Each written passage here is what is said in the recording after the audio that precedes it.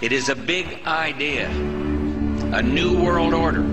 It's good to be back at the Council on Foreign Relations. Last February, Obama pledged that he would resume the Security and Prosperity Partnership talks. In Pakistan, meanwhile, the first apparent U.S. missile strike since Barack Obama became commander-in-chief.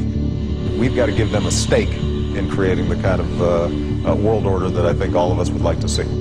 It is a global depression and one world currency. The bailout bubble, which is bigger than the dot-com bubble, bigger than the real estate bubble. The bailout bubble is $12.8 trillion. But what the government's going to do is it's going to turn this into an inflationary depression.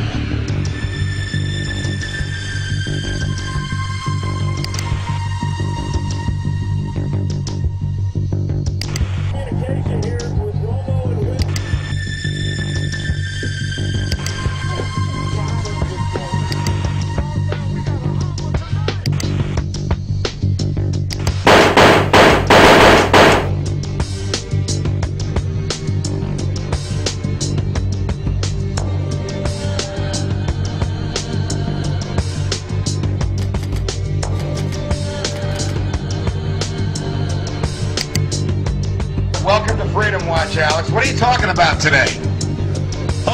Just how hundreds of mainstream news articles a week are saying there is a new world order, a global government that will be run by the very banks that are collapsing society by design, and we will pay carbon taxes to them. Here is Time Magazine headline, New World Order, and they say a new bank of the world will rule the United States.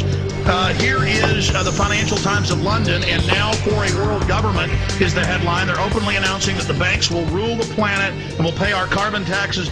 My first question is, several months after Obama stepped in as president of the United States, you make a documentary calling him a deceiver. Why? He said he wouldn't hire lobbyists. All he's done is hire high-powered lobbyists at every level of government. And he's handed the country over to the oligarchs, the international bankers, to loot the nation, according to Bloomberg Financial, of $9.7 trillion. He has lied about leaving Iraq. He said he would take the troops out immediately. Now he says 16 to 23 months, and he's going to keep them there. He's increased the troops by 30,000, doubling them in Afghanistan. He's bombing Pakistan. The fact is, and I might get booed for this, the fact is that on the ground, Obama is continuing some of the most belligerent, violent, and some would say unconstitutional policies of the Bush administration. Bagram is his Guantanamo. They're spending $60 million to expand the Bagram being in Afghanistan, the air base. They're holding people without charge in contravention of international law. Bombings in Pakistan with these drones are indiscriminately killing civilians. Civilians are dying in Afghanistan on a regular basis, and the guy's using 250,000 contractors in Iraq and Afghanistan right now. Sounds to me a lot like Bush. Yeah. So we will incarcerate people preventively. Preventive incarceration. Indefinite detention without trial. That's what this is. That's what President Obama proposed today, if you strip away the euphemisms. One civil liberties advocate told the New York Times today, quote, "We've known this was on the horizon for many years, but we were able to hold it off with George Bush. The idea that we might find ourselves fighting with the Obama administration over these powers is really stunning." And it is stunning, particularly to hear President Obama claim the power to keep people in prison indefinitely with no charges against them, no conviction, no sentence, just imprisonment.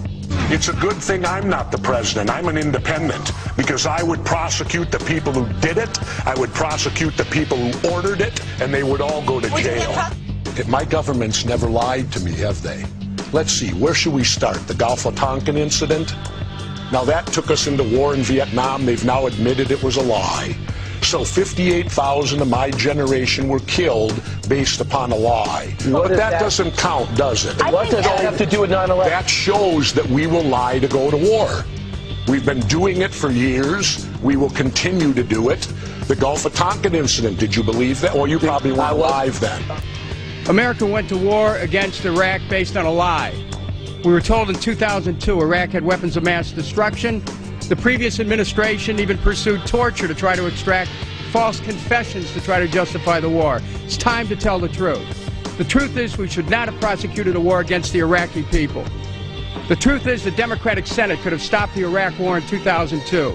The truth is we Democrats were given control of Congress in 2006 to end the war. Get out of Iraq, Get out of Afghanistan. Come home, America.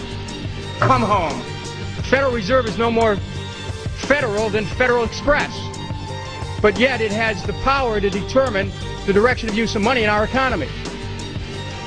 If we could take that power back and put the Federal Reserve under Treasury, we start to be in a position of being able to control monetary policy on behalf of the United States people. They're creating another bubble, the bailout bubble, which is bigger than the dot-com bubble, bigger than the real estate bubble. The bailout bubble is $12.8 trillion in the pipeline. The government is now being involved in businesses. It's a whole different game. There's nothing to inflate. So we're going to see the tax riots. We predicted them. So what's happening is the Federal Reserve, and by the way, the Federal Reserve is no more federal than Federal Express. It's a private company. What they're doing is these are the people that caused the problem are now being asked to fix it. It's an illusion. We should not be increasing government spending. Government should be cutting its spending. If we can cut spending enough, then maybe we can cut taxes.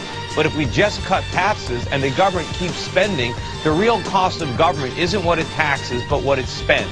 And if it doesn't take it from us honestly through taxes, it's going to do it dishonestly by creating inflation. And that is exactly what they're doing. And we're going to pay for this, not in the future, but right now. We had a phony economy based on borrowing money, spending borrowed money.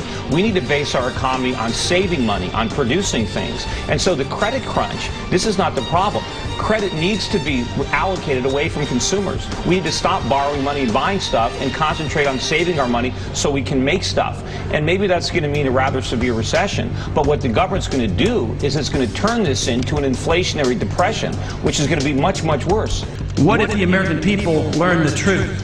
That our foreign policy has nothing to do with national security, that it never changes from one administration to the next.